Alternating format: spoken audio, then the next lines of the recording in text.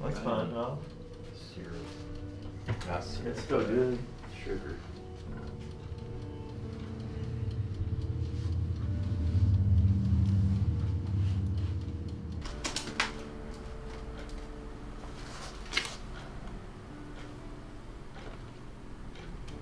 Order up! Greensburg, Kentucky, county seat of Greene County, ancestral home to Samuel's family. A town enclosed on 3 sides by the Green River, just downstream from the river's source. A place that is beginning to feel like home for me and Nick as well. For in the last 2 years, it has become the base camp for our project of paddling the Green one weekend-sized piece at a time.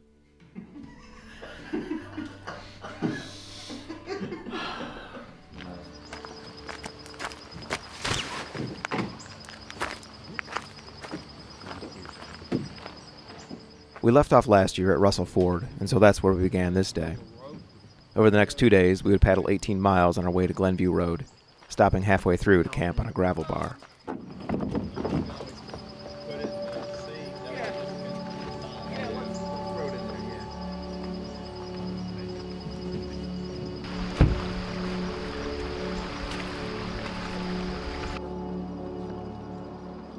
There was a chill in the morning air, such that the water warmed us up to the knees as we pushed the boats into the current.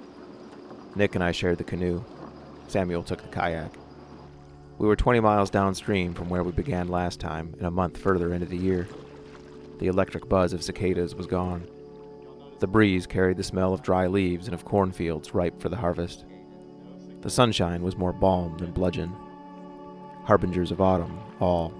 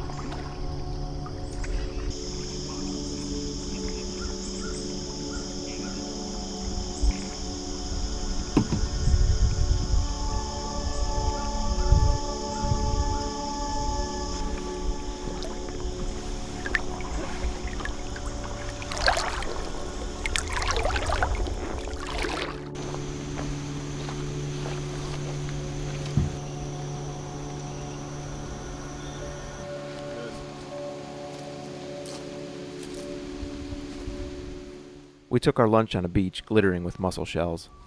The morning hours had passed effortlessly. I could have taken a nap, I felt so relaxed. As we ate, the wind rose and the sycamores trembled and gave up their leathern leaves. Oh yeah. Beer. I see why you chose that. Yeah. That's good. That's a pretty good cider too. It's not too sweet. I might have to get more of that. A lot of the ciders are just too sweet, and I guess maybe too tart for me, but that was...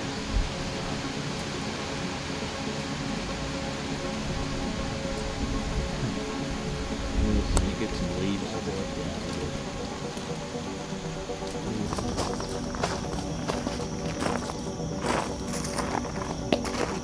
You leaving a gummy bear for...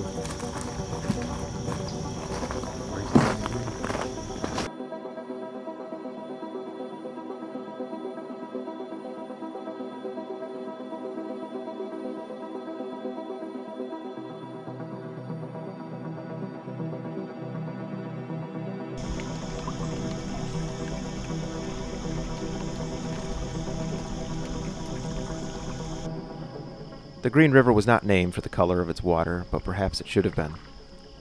The river looks sometimes like a groove upon the earth that is filled up with melted trees, where patterns of liquid symmetry play out upon the surface.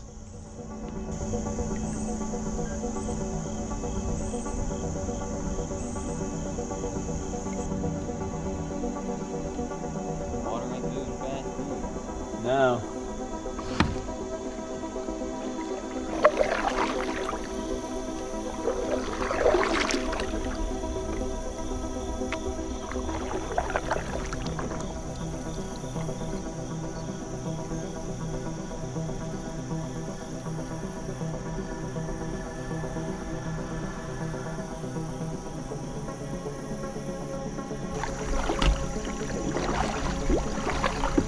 Today was definitely on the day.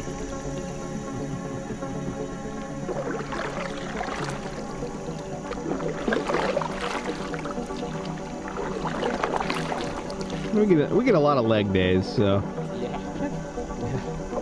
nice to get an arm day in every once in a while.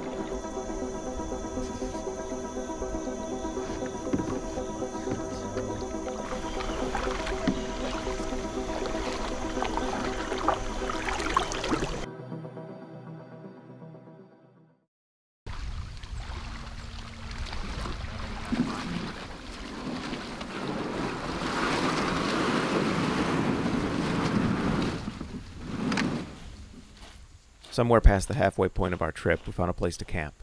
A stretch of gravel that probably lies at the bottom of the river most of the year. Now, though, it was an ideal place to raise our tents and kindle a fire and treat ourselves to something more than dehydrated meals for once.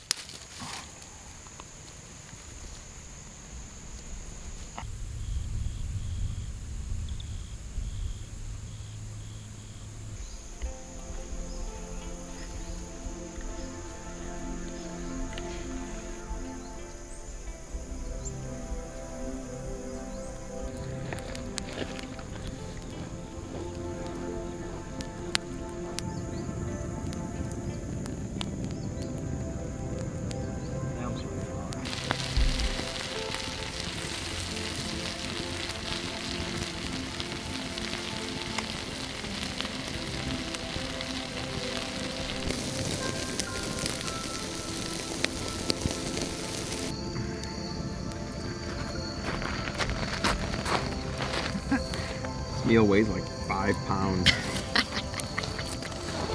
Oh man.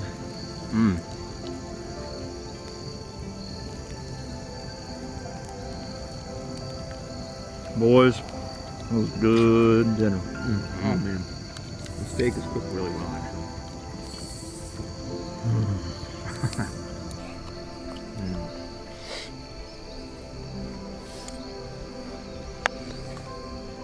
These potatoes are good, man. Is it hot? Not as hot as last year, but still toasty. Is that what she said? Burnt corn.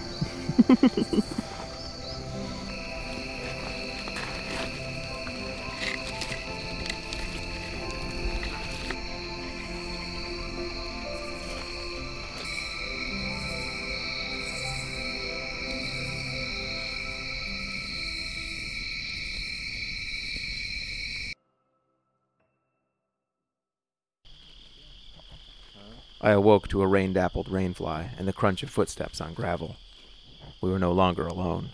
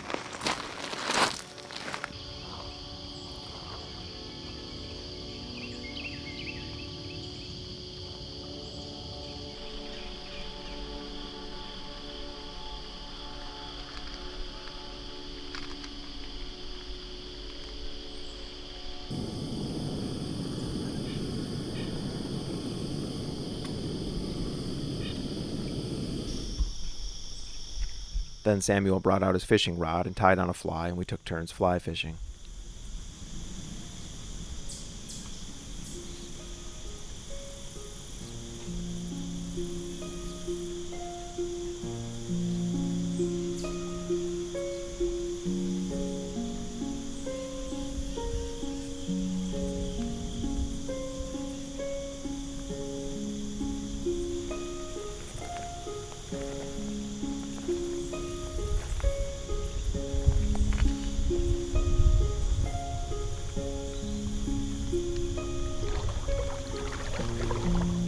Everybody else ready to give it a whirl?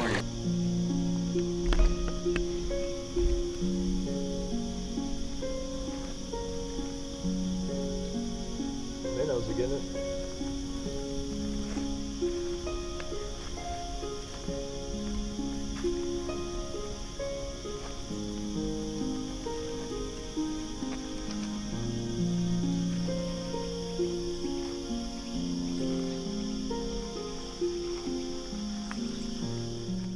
The line wrote cursive shapes in a language I couldn't understand.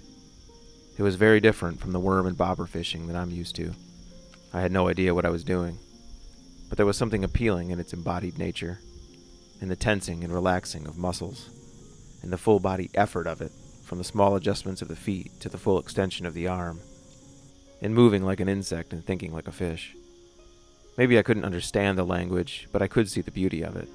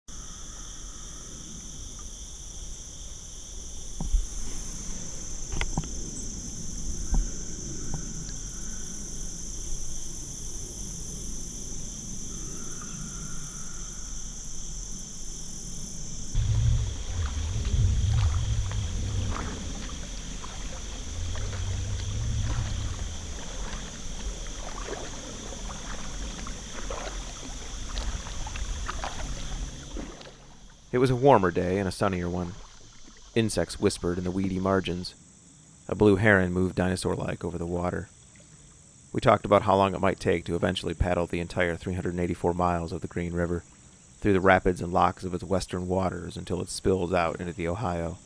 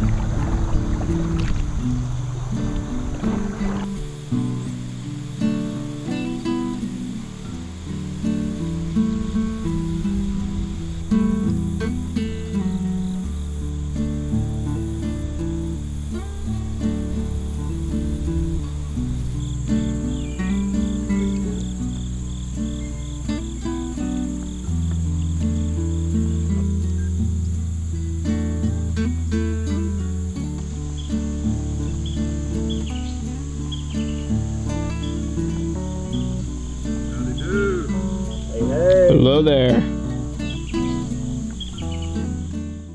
As we approached Glenview, we found Bill waiting for us on the bank, always somehow knowing just when to arrive, picking us up at the point where he'll drop us off next time, ready to take us back to the house for a home-cooked post-hike meal. I don't know whether we'll ever finish our through paddle of the river, but I do know this. We'll keep returning to Greensburg and the Green, and they'll feel a little more like home each time.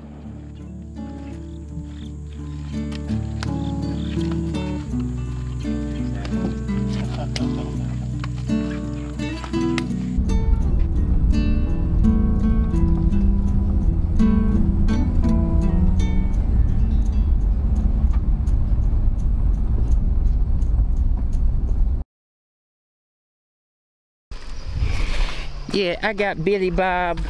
Hello, everybody. Glad to see the river rats on the river today. Yeah, got the shuttle driver and the automobile corrector. That's right, man. Just call me J.O. 14, number 1, 2, 3. I got it all fixed, baby. 4WD. 4WD.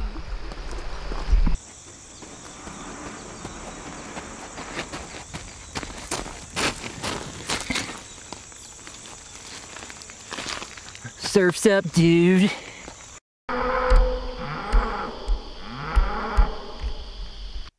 Maybe they were drawn to our camp by the smell of their brethren cooking over last night's fire. Maybe the aroma of their fallen comrades still hung in the air. Maybe they'd come for revenge. I guess that's... There are monsters in that river. The Army Corps of Engineers verified it. Their divers came up white as ghosts and scared to death. They saw fish big enough to swallow them whole. That was in the depths under the Spotsville Railroad Bridge. Then upriver by Dogkill Creek, there are numerous witnesses that have seen dogs or deer grabbed and eaten while they were swimming. While I was parked next to the river one evening at Spotsville, something was giving me an eerie feeling, so I started the car and tried to leave, but the tires just threw gravel. The car didn't move.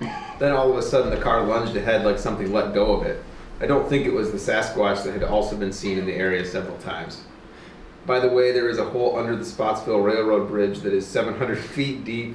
That's why the 700 feet. That's why the Army Corps of Engineers divers were there. Giant catfish and paddlefish as big as Buicks, and back then Buicks were pretty big. Sometime in the early 70s. Oh man, that's That is a whopper. back then Buicks were pretty big. It's...